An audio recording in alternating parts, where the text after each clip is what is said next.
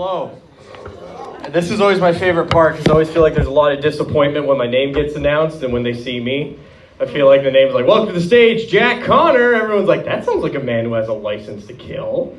And then they see me and they're like, well, that's a man who owns an anime body pillow. Like, Jack Connor is a name that's way cooler and sexier than I am, is like the main problem I have. Do you think my parents would have wasted that name if they knew that the number one problem strangers would have with me is trying to figure out where my neck beard ends and my chest hair begins? Like, that's...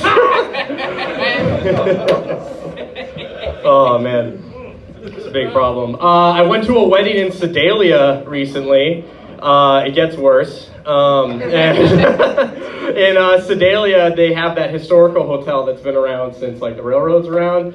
And what's really cool about staying at historical hotels is they always give you a list of celebrities that have stayed through there throughout the years, historical figures, which in a hotel is a little bit different. It's not just a list of celebrities, it's a list of celebrities that have masturbated in the same room you have, which is like, which is neat. I was like very surprised when I got up there. They're like, and Mr. Connor, Clint Eastwood also stayed in your room. I'm like, he does that?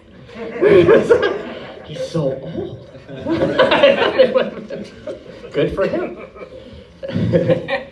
I usually perform at open mics around bars, so I'm getting a little used to the stage lights. You gotta tell me what looks better, the stage lights or the lighting of a PBR 2-for-1 tall boy sign.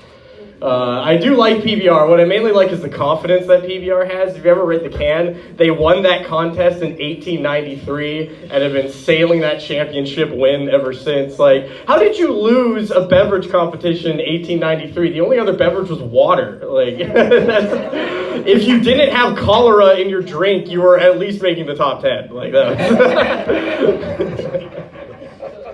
I was thinking a lot about my parents recently because they would tell me stories about when they were kids. They used to play with mercury. Maybe some people might remember playing with mercury, cracking open thermometers and doing that because they had no idea that that was toxic.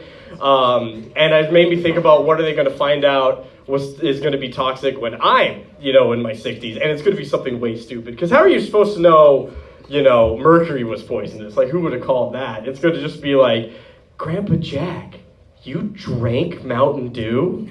Yeah, I did. Quite a bit.